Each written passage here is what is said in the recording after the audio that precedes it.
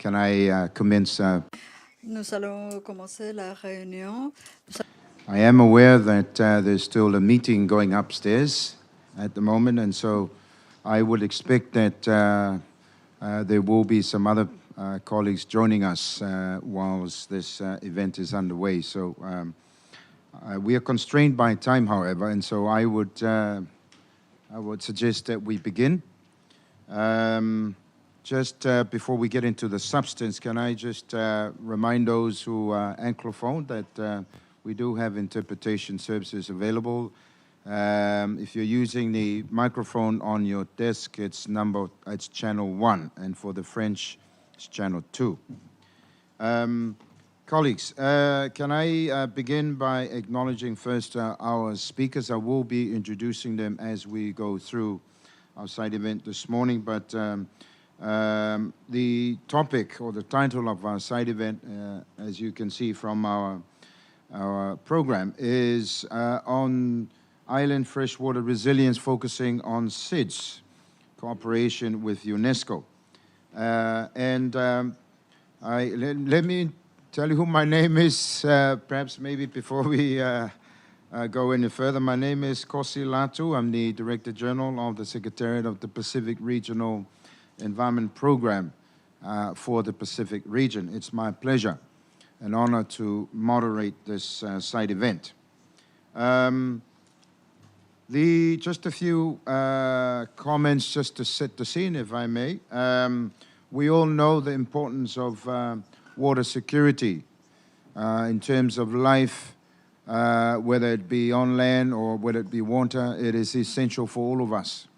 The issue that we will be discussing this afternoon, however, is not easy. It is complex. And we will be hearing from a number of different speakers about their own experiences and hopefully some of the challenges and best practices from their own countries on the ground, so that we can then engage with one another and be able to share experiences. We have, in the first part of our program, we have the President of Príncipe Autonomous Region. He will be speaking first. I will introduce him further. And then he will be followed by the Secretary of State of Foreign Affairs and the Blue Economy of the Republic of Seychelles, Honorable Barry J.J. Faure. And then he will be followed by an address by the Honorable Ian Patches Libut, Minister of Public Works and Water Services of the Federation of Saint-Kitts-and-Nevis. Then there will be an opportunity for responses, beginning with the Assistant Director General of UNESCO, Dr. Shamila Naya Bedouel. And then, of course, we will give the opportunity to some of our other colleagues. An expert, Professor Akisa Bari, will be giving us her perspective as an expert on the issue of water security. And then we have our colleague Simona Mirescu, who's here to give us a bit of insight, experience from the UN.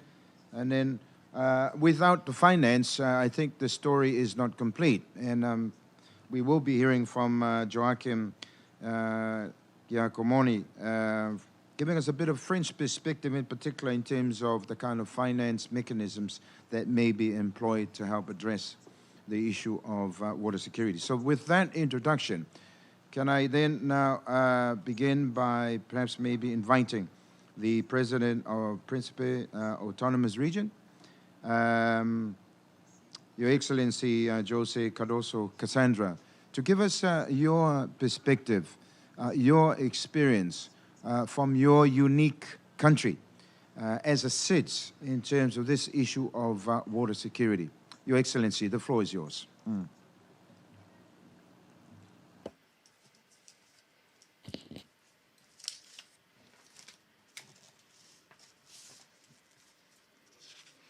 Good afternoon to all. I am going to make my presentation in Portuguese. I hope that we can all follow carefully, and allow me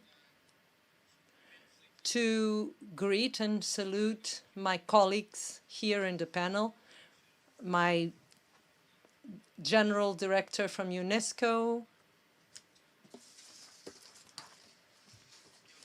I believe that we have problems with the translation. Can we proceed? Are you getting the translation through? So there seems to be an... No. Sorry? It's working? So it's... Okay. Yeah? First channel. Maybe next time I can be speaking English, but... Ok, d'accord. C'est bon. Então assim, So let's begin our presentation. I would like to thank UNESCO for this event, this high-level event that is being organized, because effectively we will understand the challenges in our small islands are big and many. But at the outset, I would like to make the presentation of my country, São Tomé and Príncipe, in specific the island of Príncipe, the one that we see in the slide. And it's a biosphere reserve that for 7 years has had this status. And our commitment to the biosphere reserve is firm. It's a commitment to which we involve the entire population with a public discussion so we can face this environmental problem with more awareness and responsibility. São Tomé and Príncipe is in the Gulf of Guinea. It's 2 small islands, and island of Príncipe is the small one, and São Tomé is the biggest island.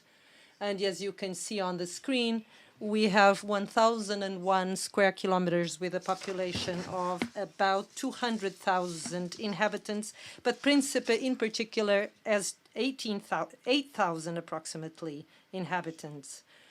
Currently, we are doing a very strong preservation work. As we can see, the sea turtle conservation project, where we allied this effort with the gastronomy culture that we have in our country, as well as the historic patrimony assets that we have in our islands. Príncipe Island,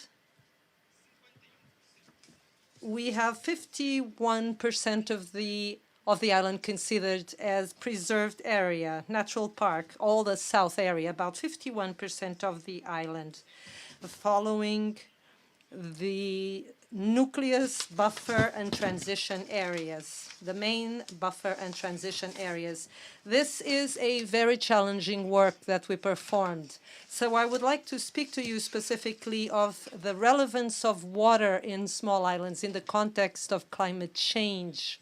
As you can see, we have a high level of pluviosity in our island. We do not have capacity to capture and protect and store this water in a way that allows us to, in the future, use it. It is a challenge that we face, is how to create reserves of all rainwater.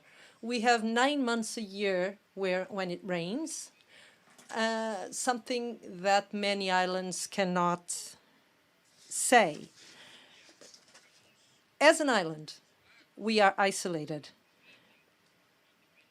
We are completely dependent and independent at the same time. Most islands experience the same context, which is an independence followed by a dependence. And the global changes, the climate global changes, affect us greatly. But not only, we will always feel social and economical local changes that are increasingly harder to deal with. Therefore, we have to focus on these in order to have a responsible and quality tourism with where the environment is respected, where the environment is not violated, and at the same time, we can have a completely organic agriculture. All this in the view of following our sustainability, because there is now no other way to be sustainable if we do not if we do not have a responsible tourism and organic agriculture. Príncipe relies on biodiversity.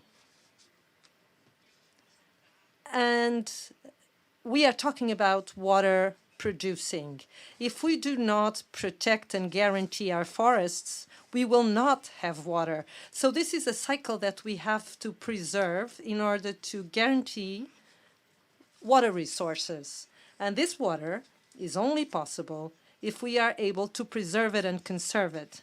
And to share with you, in Príncipe, yearly, we have plantations not only in the reserve areas, but as also in the entire island, 3,000 trees a year to assure this way the water cycle.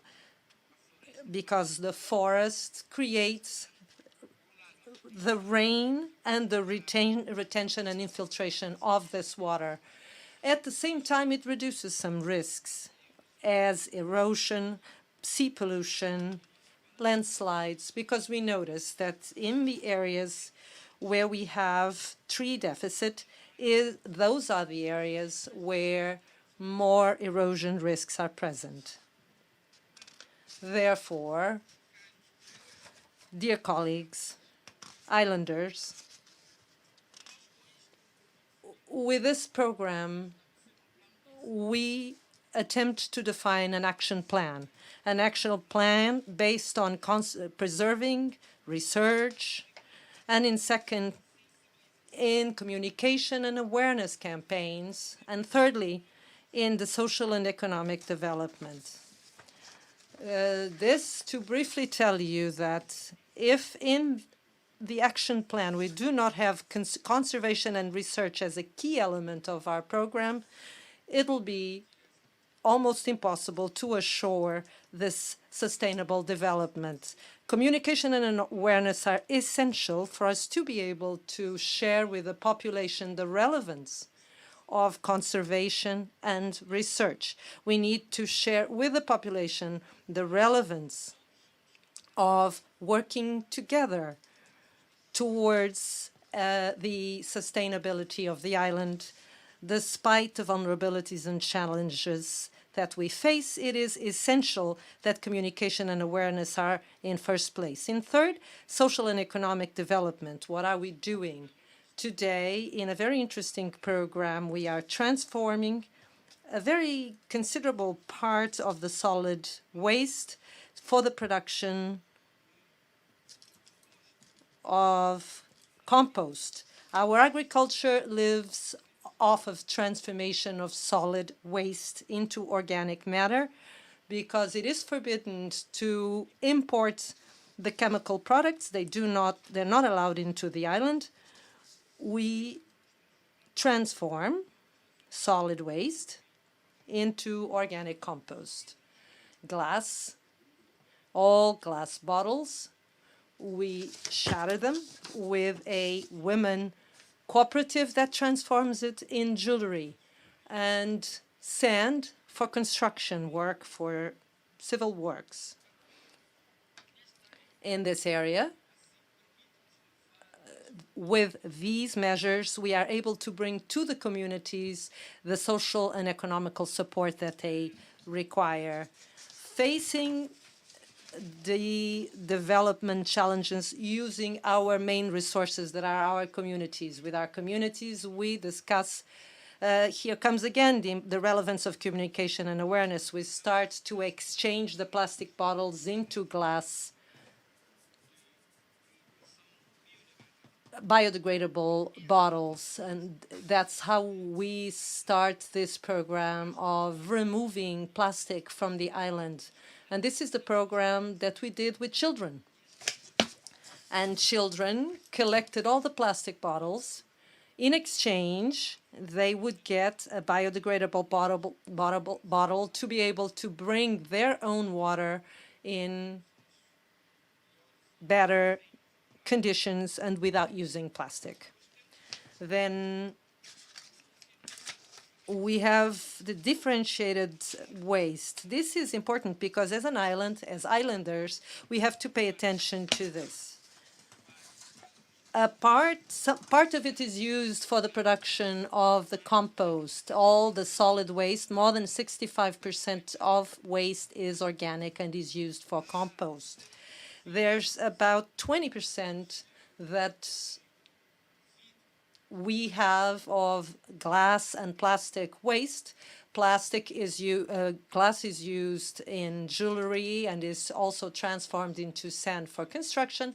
And the plastic waste, what are we doing with it? In the island, we are compacting it and sending it to countries that are able to purchase this plastic.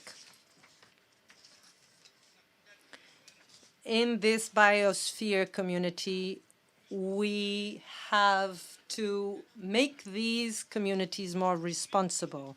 The sustainable tourism and agriculture, sustainable agriculture is something that I already mentioned, involves the conservation and the natural usage of the resources together with a strong cultural identity. For example, the creation of a network of natural trails and the promotion of an ecotourism guide course. This is very important because we have several natural trails. We have the science trail. Príncipe was the island where the relativity theory was proven. And so we have the science trail that is projected up to the place where this experiment took place. And we have the botany trail where the students and tourists and the population in general can go through this path and get to know the many medicinal plants that we can use and add value with these plants. Before I finish, I would not like to end without to reiterate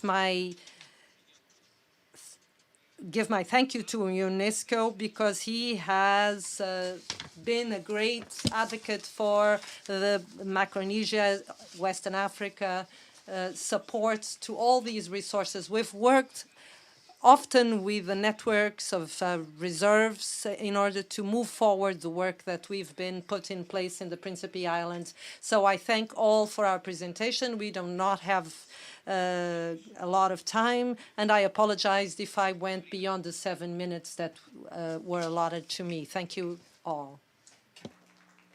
Thank you very much, Your Excellency, for that very enlightening presentation.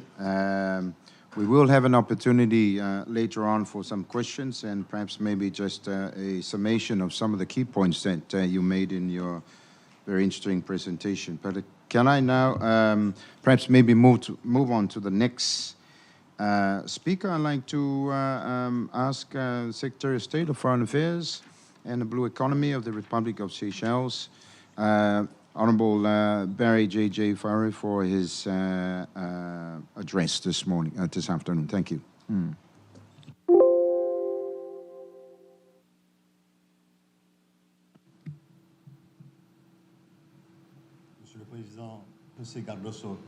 Mr. Chair, Mr. Cardoso. Microphone, please. Please speak close to the microphone. Thank you. Son Excellence. Thank you, Mr. Chair, Excellency, Mr. Jose Cassandra, President of the Principe Autonomous Region, Mr. Minister of Saint-Kitts-and-Nevis, Dr. Shamila Nea-Bidwell from UNESCO, and dear colleagues, it's a privilege to be here today. on behalf of the President of the Republic of the Seychelles, Mr. Danny Faure, to read his statement for this side event dedicated to the resilience of island freshwater resilience in SIDS in cooperation with UNESCO in the margin of the mid-level, review and for accelerated modalities and ideas for actions. SIDS that are confronted to a future where there's only one certainty. They will have to transform, especially because of their vulnerability to climate change and to the consequences of that, to their reserve in freshwater, the rise of sea levels, the unknowns about what's going to happen in the meteorological level and geophysical level in terms of tsunamis, hurricanes, droughts, and floodings add to the demographic pressure and touristic pressure and to urbanization pressure and to also intense agriculture practices that fragilize freshwater of SIDS by reducing a resource that is already scarce and by degrading its quality. These countries are surrounded by the ocean and their underground freshwater is contaminated by salty water, seawater, and it requires transsectoral and transdisciplinary measures, and it must constitute priorities in the worldwide and global development agenda. UNESCO is part of the very first agencies of the United Nations, and which started to support, SIDS in their efforts to have a sustainable development and to bring their challenges at the forefront of the global agendas. UNESCO continues to be a strong partner for SIDS and has adopted in April 2016 an action plan for SIDS 2016-2021 in order to support directly the implementation of the SAMOA pathway and in particularly by strengthening the resilience and the sustainability of the interactions between human and ecological systems in the area of freshwater, marine water, and by improving the management of information and the sharing of knowledge for decisional services. The Republic of Seychelles calls upon the UNESCO to continue to mobilize its intersectorial programs as well as its global network of partners in the area of water, whether they are scientific nature, cultural nature, or economic partners, so as to help SIDS to move towards their targets in the context of the SDG 6 related to access to drinking water by 2030. The Republic of the Seychelles would like very much to thank all the agencies of the United Nations for their support related to the implementation of the SAMOA pathway. UNESCO was one of the pioneers of the UN system and supported in terms of its support to the SIDS action plan of UNESCO for SIDS provides for transdisciplinary approaches in order to preserve biodiversity and to have resilience in relation to climate change. The Seychelles include the Atoll, which is a part of the UNESCO World Heritage and is a live laboratory for biodiversity, and which includes the largest world population of tortoises. And we, in fact, we have more tortoises than we have turtles than people. It's also an observatory for the climate, and the Republic of Seychelles is asking UNESCO to continue its commitment and support for SIDS.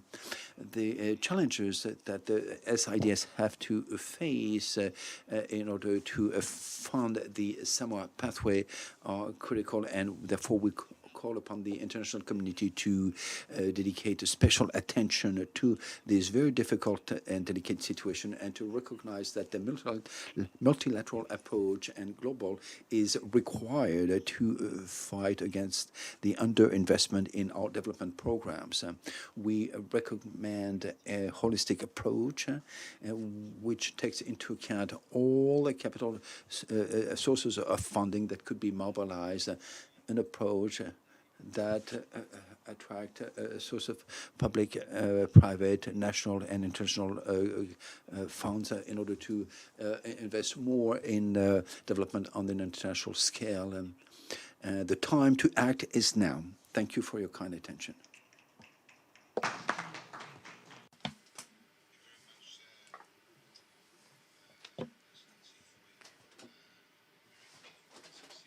Presentation. We appreciate the very important points that you mentioned, which I will try and surmise at the end of this portion of our program. Can I now ask our next speaker? I'd like to invite the Honourable Ian Patches-Liboud, Minister for Public Works and Water Services for the Federation of Saint-Kitts-and-Nevis, to address us this afternoon. Thank you. Thank you very much, Mr. Moderator, and I recognize my distinguished colleagues at the head table who have already been announced, so I just want to adopt the protocol that has been established. In the process, I want as well to convey sincere gratitude for this timely invitation. And I do apologize for the absence of my Prime Minister, who is actually waiting his turn to address the General Assembly. The UNESCO ADG, who is here, Dr. Shamila Bedwell, I hope I got that pronunciation right, and her highly competent IHP and SIDS policy officers as well. I'm also grateful to the UNGA organizers for allowing our voice to be heard from the voice of the small island development states in particular, and to address you and to highlight our challenges in developing sustainable water strategy. It is sustainable water strategy. Firstly, we can reflect, have been reminded of our vulnerability in small islands, because just a few weeks ago, the whole world were apprised of the Hurricane Dorian, which literally decimated the Bahamas. And you can imagine the destruction that was left behind. It also inflicted upon that island the contamination of the groundwater supply. But even in periods of stable weather, in periods of climate variability, in this era of climate change, this has really extenuated long periods of drought in our islands. In Saint-Kitts-and-Nevis, for example, when we took office in 2015, we had a rainfall deficit of some 55%. And moving from an average of 45, 46 inches of rain, as I speak to you, for the year we have only had some 10 inches of rainfall. So that has led us to what is called rationing. It is something that no government would like to introduce, because our people are entitled to water. Water, as it is said, is life. And we are seeing something happening now with climate variability, that water scarcity is becoming a part of life, and it's something that we have to address. Now, there's a broad scientific consensus that climate change effects are felt by humans through its impacts on water resources, including groundwater and water-related disasters, such as flooding and droughts. We've seen what happened there in Tobago just a few days ago. in terms of the rainfall from Hurricane Karen, I think it is. But exacerbating this trend are the human responses to these impacts arising from increasing groundwater abstraction owing to extended and more frequent droughts. Additionally, our vulnerability factor is directly affected by limited fresh water, both ground and surface water. Resources due to rising sea levels, climate variability, and climate change. Now, given that small island development states are surrounded by marine water, by seawater, I think it was President Carter who said some time ago that the Earth's surface is, two-thirds of the Earth's surface is covered by seawater, by water. And perhaps we need to look in that direction in terms of creating a situation where water is really life. And because we have salt intrusion, sea level rises derives salt intrusion into aquifers. And the higher the sea level rises, the greater threat of salt intrusion in our aquifers, wherever they are, whether in Seychelles or wherever they are, in Saint-Kitts. And this has become a problem of magnitude.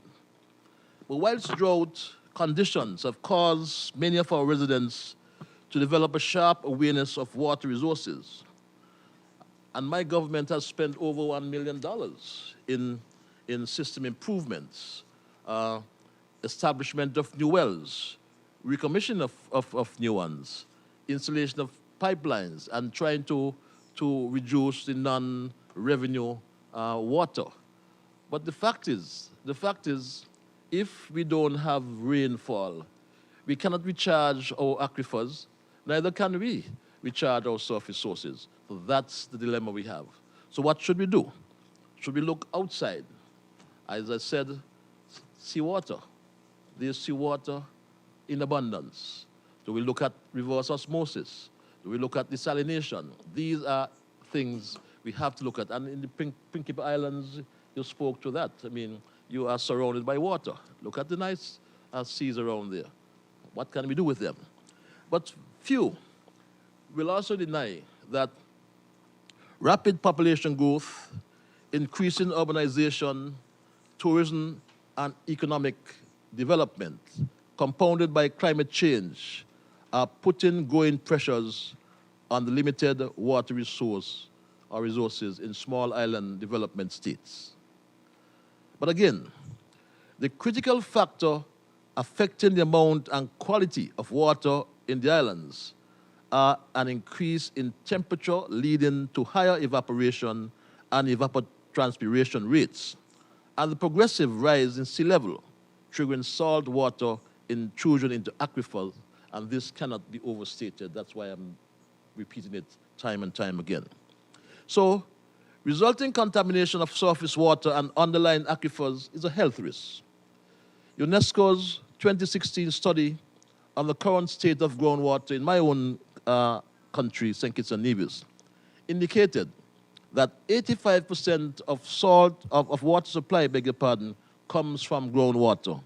And the rise of sea levels and over-extraction can only result in contamination of this vital resource.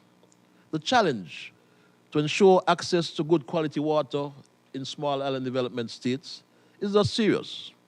Consequently, an urgent need has arisen to address these water challenges by identifying priorities for action at the highest political level and building on existing partnerships. We increasingly look to our traditional expert partner, UNESCO's International Hydrological Program, IHP, to provide guidance. And Ambassador Doyle is here with us, and he is an advocate extraordinary, I must state here. In this endeavor, we take note of the recognition of SIDS vulnerabilities and the need to support their sustainable development ambitions enshrined in the Mauritius Strategy of Implementation of the Program of Action for the Sustainable Development of SIDS, Mauritius Strategy 2005. And the small island development states Accelerated Modalities of Action, SAMOA Pathway, 2014. Both highlighted the priority concerns of addressing pollution of water resources and lack of access to safe water in quantities sufficient for our populations.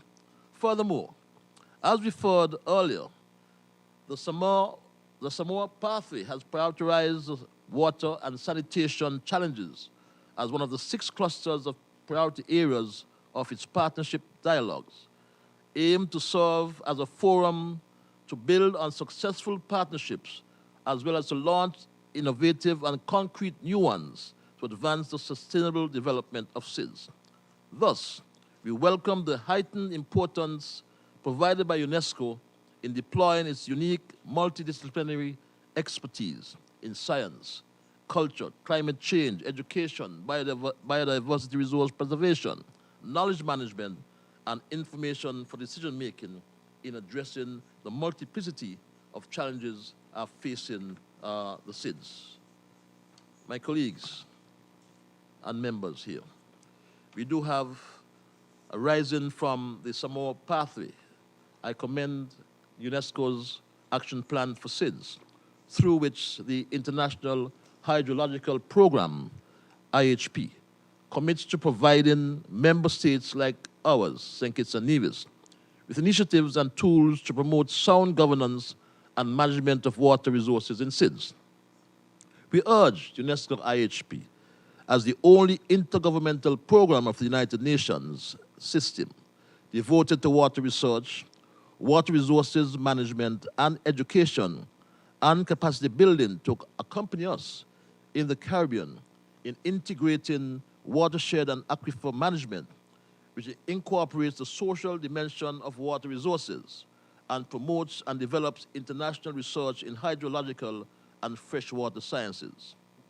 To underline my government's commitment to work with UNESCO IHP on behalf of all the Caribbean states, we are hosting in Saint-Kitts-and-Nevis a high-level ministerial summit on water for sustainable development in the Caribbean SIDS, achieving water security. And this will be held next month, October 15th, in Saint-Kitts-and-Nevis. We welcome you to Paradise. The primary objective of the event with UNESCO is to support Caribbean SIDS to strengthen their scientific, technical, and policy capacities to manage human health and environmental risk caused by emerging pollutants in water and wastewater, by improving water quality and wastewater management and promoting safe reuse of wastewater, ultimately contributing to enhanced water and food security. Among the scientific solutions, in conclusion, the Caribbean states will be exploring at the day-long summit enhanced governance for sustainable groundwater resources, adapting groundwater management to integrate regional, national, and agricultural policies, reviewing land use and availability to the water sector, improve sustainable groundwater abstraction through better ground management monitoring in the area, and to incorporate management or manage aquifer recharge aimed at capturing and storing excess stormwater in wet periods with new improved IT techniques. And we have to focus on desalination and reverse osmosis, because surely the prognosis is out there. The rainfall patterns will not get better, they will get worse. And we need rainfall to recharge our aquifers, to recharge our surface sources.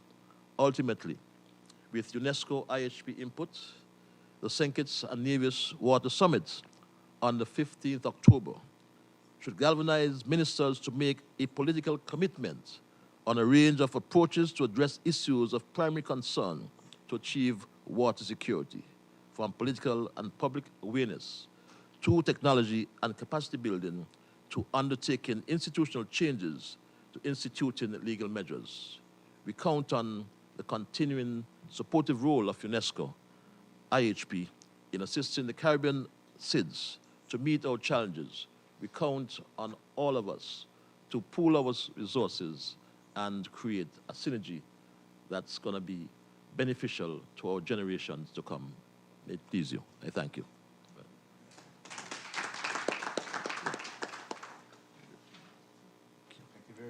Honorable Ian Patches Libut, for your presentation. I think you've highlighted, just like your earlier colleagues, the peculiarities of our small island states in terms of the issue of water security. Yes.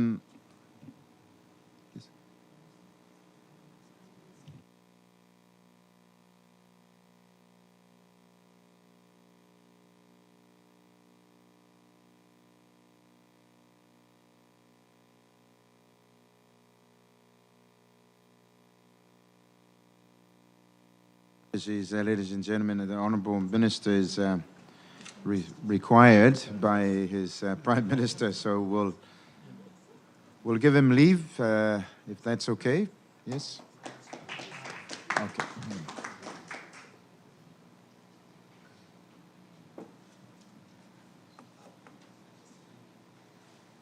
Thank you very much, Honourable Minister Ian Patches Libut, for your time. This is what happens when we come to UN meetings. There's a mismatch and competition going on in terms of personnel, but we appreciated his time. Can I, before we move on to the next part of our program, I think that there were some very useful points that were, I think, made by the three speakers, and I think I'd just like to mention maybe just a few, just to set the scene for the next group of speakers who will also bring a slightly different perspective, but something that I think will add value to what is being said. So if I can just quickly just go through just some very important points that were mentioned. So I'd like to just make mention of the what was said by the President of Príncipe in the autonomous region.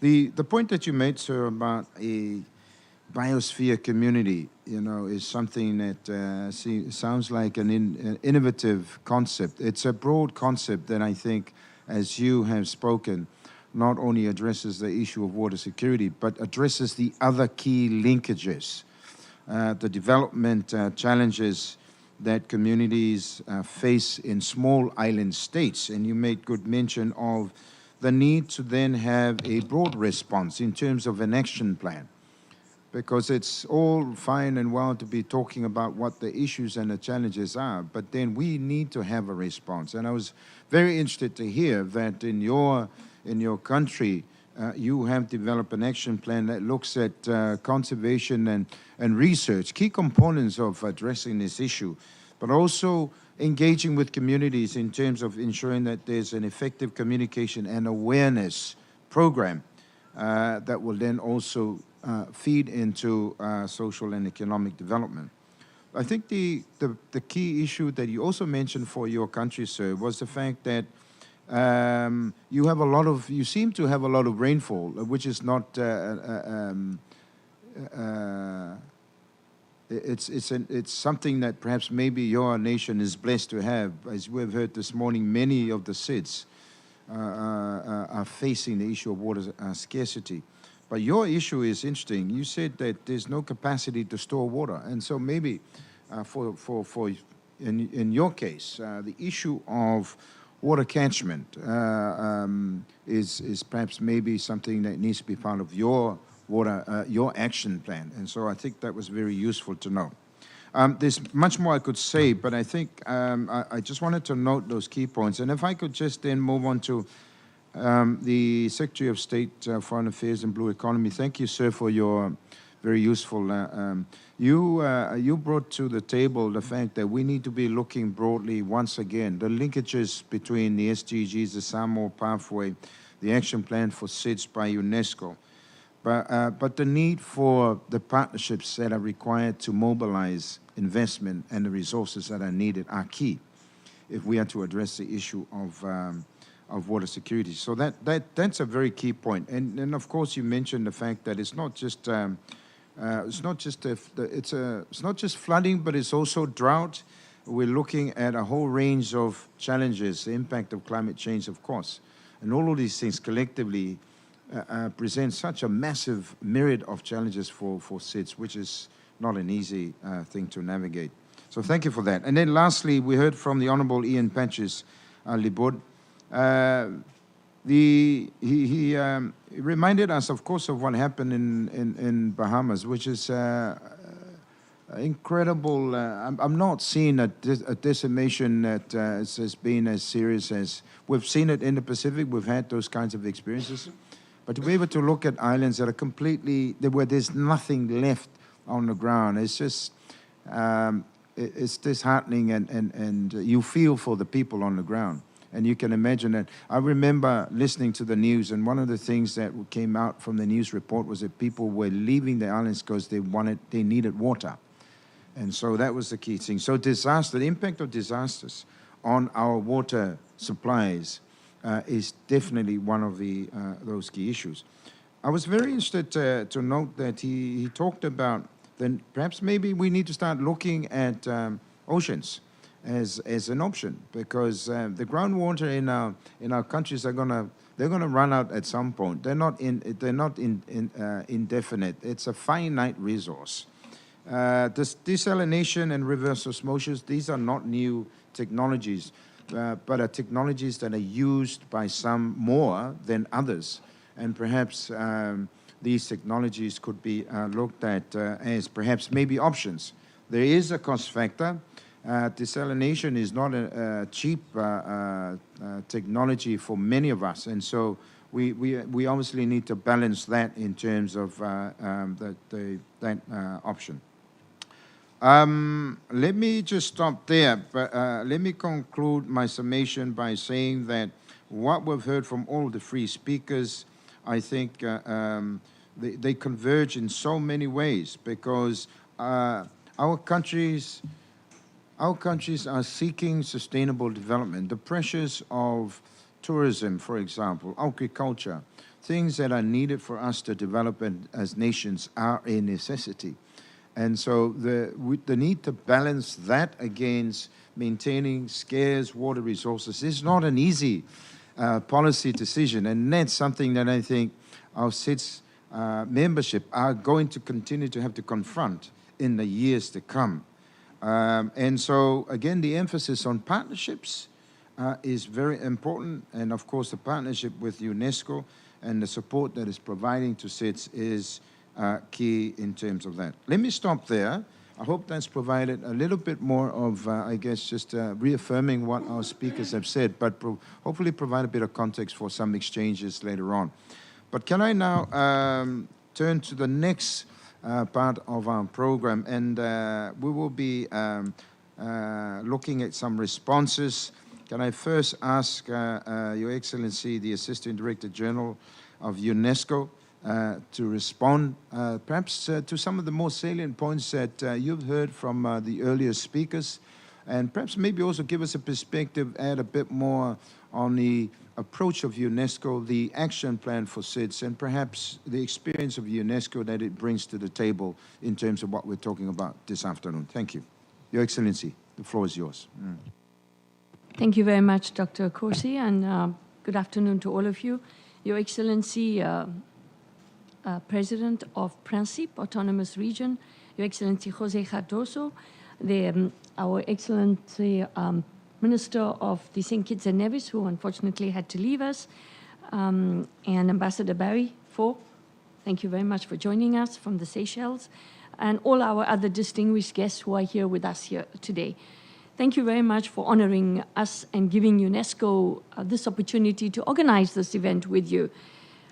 Dr. Corsi, I've taken on board a couple of important points that were raised here today. And perhaps what is striking is the insight and the experience on freshwater resources, resilience, challenges and opportunities across the diversity of the situation in the small islands, developing states. And what is most striking also is how we can try to link within UNESCO's mandate the need for bringing together scientific excellence, science, technology, and innovation, the IT services, culture and behavior, but also education and indigenous knowledge systems to enable these islands benefit either from the deficits of fresh water or from the high rainfalls that they are exposed to, and how to manage these diverse situations of freshwater resilience and freshwater challenges. I think what is also important to note here today is that we do need an integrated management of water, and it's extremely essential for the countries, perhaps, that UNESCO works with them. I would recommend in establishing what we would call the Category 2 centers, or centers of integrated water management. And I hear today in this session that perhaps what the islands may want to put forward is a center for integrated water management in each of the regions, whether it is in the Pacific Islands or whether it's in the Caribbean or in other parts of the world. These integrated water management institutes will be able to provide the necessary expertise and technical expertise, latest science and technology to enable countries access technology and innovation for water management, be it deficit or be it excess. And the aim also then would be to bring together under UNESCO's programs, which is the only UN agency, which can bring together the source to sea approach through its intergovernmental hydrology program and then the Intergovernmental Oceanographic Commission. The IOC provides technical expertise, the Inter-Oceanographic Commission provides technical expertise to the member states on how to manage disasters, how to become more resilient in the face of climate change, but also using oceans sustainably. After all, the oceans provide enormous amount of resources to all of the islands in terms not only of diversity, biodiversity, food and services, ecosystem services from the oceans for all of these small islands is of precious value. So how can we as UNESCO provide additional expertise through our programs? We would need to consult also internally with the Inter-Oceanographic Commission to establish maybe the early warning systems to a better level, to enable countries address the disaster risks that they are exposed to, the climate change hazards, and to become more resilient. We not only need resilient economies, we need resilient water systems, we need resilient societies within all the small islands. As you rightly pointed, Your Excellencies and Minister, and also the President, we had done an assessment of groundwater in 42 SIDS in 2016. However, we are now 2019, and I would therefore call upon my colleagues in UNESCO to revise and to assess that groundwater assessment that was undertaken in 2016. We need then this study to be updated to really look at the landscape of groundwater, resources, management, and what kind of technical expertise would be needed, because there will be different levels of islands who would need different levels of support from UNESCO. And so we need to update this groundwater system. And finally, I think we have a network of 34 heritage sites. These are World Cultural Heritage Sites. We have a network of 20 biosphere reserves in the SIDS. We have a global network of water partners across the world. And we look forward to working with you and redesigning the UNESCO SIDS action plan to be updated and to meet the recent and emerging development challenges. We have seen these development challenges over the last years. Since 2016, since this SIDS action plan was developed by UNESCO, we need now to work together, and I call upon all the SIDS community to work closely with UNESCO to redefine their needs within that SIDS action plan so that we could put to service the education, science, culture, and communication of UNESCO in a cross-sectoral manner and meet your development needs. So this cross-sectoral mobilization of scientific, technical, local indigenous knowledge systems is really critical to take into account all the vulnerabilities and the needs of all the 47 SIDS countries. So we look forward to working with you. It's a pleasure and an honor for UNESCO to be associated with the SIDS. We have the SIDS action plan, and we look forward to working with you to ensure that we have freshwater resilience across all of the 47 SIDS. And this is really at the heart of UNESCO's mandate. And thank you very much for associating UNESCO with your meeting here today. Thank you. Thank you very much, Assistant Director General of UNESCO, Dr. Shamila Nair Bedwell. I think what you said, I think reinforces and builds on what has been said before, but it's very useful to hear some of the specific initiatives that you mentioned, in particular the Centers for Water Management in SIDS. I think that initiative bodes well in terms of opportunities, and I think as a SIDS person, I mean, that's something that we would certainly from a SIDS region be very interested to see how that develops, because that can offer definitely opportunities that you've mentioned. I think the approach of UNESCO, as you mentioned, Shamila, is very key, because it embraces science, education, technological innovation, culture, and indigenous knowledge, because that's what is missing in most of what is being proposed as solutions to building resilience for communities. We forget that knowledge is also present in our communities in the form of traditional knowledge. And so it's very, very, I think it's timely that that reminder is coming to us again in terms of the mandate of UNESCO. And of course, the point you made about, when we're talking about SIDS, of course, we tend to think that all SIDS are the same. They're not all the same.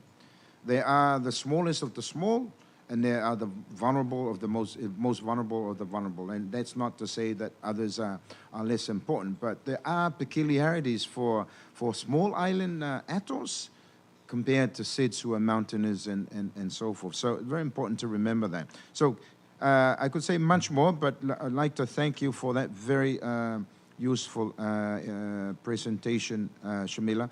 Can I now move on to our next speakers? We have a couple of experts that will be speaking to us very briefly in a moment.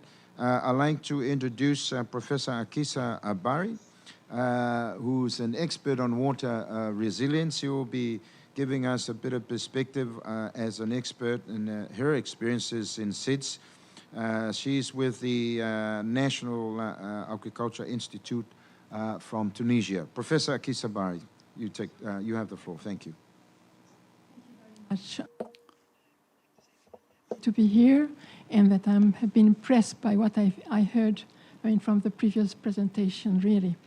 I'm going to speak about water security in SIDS, and I will start by reminding, the UN water definition of water security, just to be on the same page, and that water security is defined as the capacity of a population to safeguard sustainable access to adequate quantities of acceptable quality water for sustaining livelihoods, human well-being, and socio-economic development, for ensuring protection against waterborne pollution and water-related disasters, and for preserving ecosystems in a climate of peace and political stability. I think that it takes into account the different points that you mentioned here. And that when we talk about the water security agenda, this addresses a wide range of elements such as risks related to drinking water, ecosystems, climate change, water supply for food and energy production, governance, transboundary cooperation, political stability, and financing. Disasters and climate change and low levels of water security can hinder SIDS on their way to sustainable development, and we heard very eloquent presentation from the different countries. So good governance, adaptation, and mitigation measures are therefore needed. And there are some key dimensions of water security, and I will mention 5. The first one, and this is the most important, is about household water security. And I think we are very, it is really the foundation of water security, and this is what happens at household level. And that providing all people with reliable, safe water and sanitation services is really the top priority. And we are really very much, and in a number of SIDS, I mean, this is an important problem, even though water supply has been provided, but very often sanitation is still, I mean, a number of SIDS are lagging behind. And especially about access, also a connection to wastewater networks, and there is only 60% of the wastewater that is subject to secondary wastewater treatment. The second important key dimension of water security is about the economic water security, and how, I mean, water is being used to supportive economies in agriculture, industry, and energy. And we cannot deal with these sectors separately, and we need to have policies that are looking to the different activities together. And I mean, this is also of concern for the different SIDS that we had, and we have heard also examples about that. The third important key dimension is about urban water security. More and more people are living in urban areas, and so we need to really how to create a better water management and services to support vibrant and livable water-sensitive cities. We need how to increase this, to make cities more resilient to climate change, mostly. And so I will talk a little bit more about later. The fourth is about environmental water security, how we can restore healthy rivers and ecosystems. And also we had a very interesting presentation about that. And the fifth one is about what I would call climate water security and how we can build resilient communities that can adapt to change. And we know, I mean, they were mentioned about what happened to Bahamas and to different places, other places, flooding or droughts, and how it is impacting the economies and the damage caused. So, but the various countries have differing capacities to cope with insecurity, and we had different examples here. But what is important to keep in mind is SIDS should be the principal agents for their own water security. And this is what you are doing, each one in your own countries. An important thing to remember is about valuing water. And we have been hearing about indigenous knowledge, and because water has an economic, environmental, social, but also cultural dimension. And I think this is very important. And so we need to recognize and embrace the water's multiple values, reconcile values and build trust, protect the sources, and educate to empower and invest to and innovate. So now, I mean, coming to the centrality of water to the socio-economic development of the seas, and well, as its ecological integrity and to the realization of the sustainable development goals, we need innovative approaches that integrate water sources. And we have heard, I mean, that sometimes it's about rainwater, groundwater, surface water, wastewater, seawater. So it's really how to integrate the different sources of water, how we integrate different user sectors, because we have, I mean, the industry, agriculture, urban, and so on, how these different sectors can work together. Water services, about wastewater, water supply, these also have to work together. Very often we have separate entities in charge when it should be one, because it's about one water. How integrate also different management scales, when looking at the basin, looking at the municipality, looking at different scales, and resource management, and basic service provision. So this question of integration. Another important point is about, we were talking about the community level, and I think it's very important. Integration means not only the coordination between different economic sectors, institutions, agencies, policy, and legislation, but about different elements of the community. So I'm going to mention very quickly different things to be done. The first one is about water accounting in river basin. And it's really to looking at who is using water, how much, in order to have a more integrated approach to water, to basin water, to better understand the priority users and how to respond to water-related disasters. So we need to assess water storage, water flow, distribution of water to different users, the benefits and services. Second point, measuring crop per drop. I mean, we have all agriculture users in these SIDS. So the question is about irrigation investment that should lead to increase the productivity of water, how much crop per drop, and how we can increase the water use efficiency across all sectors. Third point is about urban water, how we can bridge gaps in water supply and sanitation, moving towards water-sensitive cities. And I have been working on the Seychelles and about there was a project about water, potable water, and then about about sanitation, and how also to bring together the different, having a more integrated urban water management. And it was quite interesting how, in order to increase wastewater security, the wastewater that is being collected and reused. We talked about coastal and marine environment. So it's also how to look at the watershed stretching from the reach to the reef, linking water, energy, and food, integrate climate change and disaster risk management for resilient infrastructure, strengthening governance for inclusive and sustainable development, expanding knowledge, just one word, importance to take into account the poverty aspect, because very often we have very unequal development, and we need to build evidence to the links between water security and poverty. And the last point is about partnering. You have been talking about, and there is a need for SIDS to own the adaptation agency to form partnership with the international community, and emphasis should be put on cooperation between agencies and exchange of information and data among ministries and agencies. Thank you.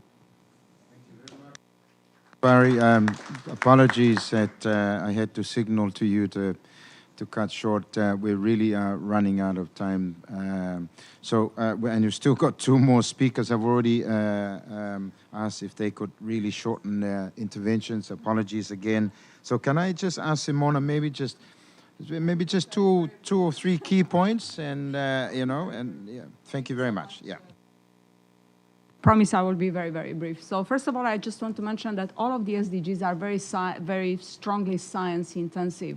This places UNESCO at the heart of the implementation of the agenda, and the reform of the United Nations allows resident coordinators to channel funds towards agencies that matter. And I need to say that in the Pacific, UNESCO is at the heart of what we are implementing, understanding the importance, again, of science and knowledge that could expedite progress, enable development much faster.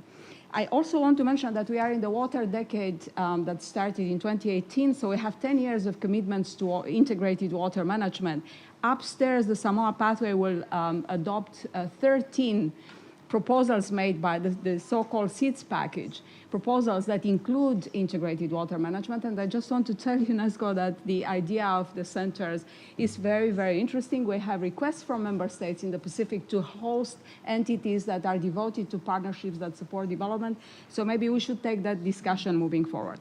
I've heard a series of points here and just want to provide quickly a few solutions. So first of all, Samoa Pathway will push that the existing instruments, the Global Environment Facility, as well as the Green Climate Fund, to redesign, first of all, eligibility criteria for the SIDS, to allow SIDS to move faster, and at the same time, to prioritize areas of intervention. And water is by far one of them. So we look forward to taking this forward. This is in the high-level declaration as a request, and we will absolutely move forward into that.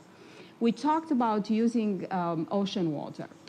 There are incredible technologies that have been developed in the Middle East. I'm talking about, for instance, Saudi Arabia and Jordan and others that are using the technology to do desalination. There is South-South cooperation in this world. The United Nations would be very happy to engage into that, to help you with that. Then when it comes into connecting environment with development, that Kosi also mentioned, we work extensively on crowdfunding systems and platforms to attract impact investment that would invest in some of those social businesses in São Tomé and Príncipe, sir. So that would be a very interesting idea for us to pursue, and the United Nations is present, thankfully, either directly on the ground or remotely to provide that kind of assistance. So we would like to be able to continue this discussion as we move out of the room. I would mention something that I think is important to be on the table. So we talked about quantity of water. We talked about ensuring that people have access to water. It's a matter of quality as well. And we value very much through science and through academic partnerships research that is cutting edge, that would allow us to understand better what is in the water that we actually consume. And I'm putting on the table the New York University technology that was patented recently that analyzes water against the entire periodic table in a matter of seconds, because only 20 elements of the water are regulated by the states, and there is much more in the water that is connected to health issues, that is connected to declining biodiversity, and that's something that we would like to also be able to pursue. So I will conclude by saying the following. We are focusing on SIDS as countries in which we are most relevant. The United Nations will continue to be forever relevant to those member states, given the set of challenges. And we do have instruments that are coming from the political processes that we should be able to use together moving forward to generate solutions for you. Just rely on us and make us more accountable, hold us more accountable. We would be able to help. I have much more to say, but I will give it to Joachim. Thank you so much. Simona Marinescu, UN Resident Coordinator for Samoa, Cook Islands, Niue and Tokelau. I appreciate your abbreviation of your presentation. Can I now turn to Joachim Giacomoni, is the President or the Head of the Public Utility for Water and Sanitation for Greater Paris. He'll give us, just very briefly, just a perspective on finance mechanism. Thank you, Joachim. Yeah, thank you. Excellencies, Madame la Directrice Générale de Madam General Manager of the Natural Sciences of UNESCO, thank you very much for giving me the opportunity to part of this roundtable. Maybe it might be surprising that having public services in the middle of France, especially come here to talk about in the middle of discussion. Maybe we should not forget that, the capital region is also called the island of France. I can give you some ideas about this issue. That will be very short because the idea is of funding mechanism for the collective total organization. There's also a possibility to talk about the decentralized cooperation and to the possibility of a funding project between local authorities and countries in the area of water and rehabilitation, and especially in the area of climate resilience. Your site is a public service. It's the largest of its kind in Europe, and it's not just in this area, in this conversation that we have a public service, and there's a law to allow us to dedicate this funding to decentralized cooperation. We're also donors, and as any donor, donors want to know, they want to give money, but they want to make sure also how that money is going to be used. And we talk about, the money earlier, we talked about earlier, we said that it's the key of the fight, but it has to be well utilized. I said that would be short because I would like to go back to just points. The one is the point that's been raised by the of the Seychelles, which said that yes, UNESCO is the actor that could be important in the actor of cohesion, because it's the intersectoral approach that is interesting for us, because issues cannot be solved in an isolated way, and we have to be working together. The resilience that the director of the UNESCO mentioned in relation to Freshwater, that's what we talk about, and in relation to, as a donors, we need to have coordination to invest and to coordinate those projects through this mechanism for decentralized cooperation. And to be short, and I think that's a key that we want to announce, that during the next board meeting of our organization, we will elaborate a funding line, a facility that will be for funding, well coordinated with the support of UNESCO, because in short, the alliance between SIDS, and us, is really a guarantee. We have the support of the UNESCO, which serves as a guarantor, and with the support of the rest of the international community to share all these technical knowledge, and because the knowledge of others, and the ideas of others are potential solutions for that. So that's basically all I wanted to say today. Thank you. I know you were rushing through some of the very key important points, but we really do appreciate that. And it's important to have that perspective from finance and how to make this possible, and the references to partnerships, public and private, is very important. So thank you very much for that. We've come to the end of our event, ladies and gentlemen. Can I then close by thanking all of our speakers? Can I thank the President of Príncipe Autonomous Region, Your Excellency Jose Cardoso Cassandra, thank you very much for your presentation. And also to the Secretary of State of Foreign Affairs and the Blue Economy of the Republic of Seychelles. Thank you very much, Honorable Danny, for your presentation. Barry, sorry, not Danny, Barry. The last name seemed the same, but the first names are different. Thank you so much. And also, and lastly, I know Honorable Ian Patches Libud is not here, but we want to acknowledge his contribution as well. So thank you very much. And also Assistant Director General Shamila, thank you for your insights and just sharing with us the experience of UNESCO. To our experts, sorry that we rushed you to make your interventions, but we appreciate your presentations this afternoon. Sorry we don't have time to obviously have questions, but can I thank all of you, and for Nigel and all of those who've organized this, thank you very much to our UNESCO colleagues for organizing this side event. So from me as your moderator, thank you for coming. Apologies again for rushing towards the end, but we got there. We appreciate, I think, some of the key messages that I think we've already touched on. Hopefully, we can take these messages and have a bit more discussion at some other point later on. Thank you. Can I just say we're going to try and take a quick picture with everybody before you leave. Thank you to the interpreters, and apologies for running over time. And thank you to the chair, because we greatly appreciated it. Thank you very much. Thank you.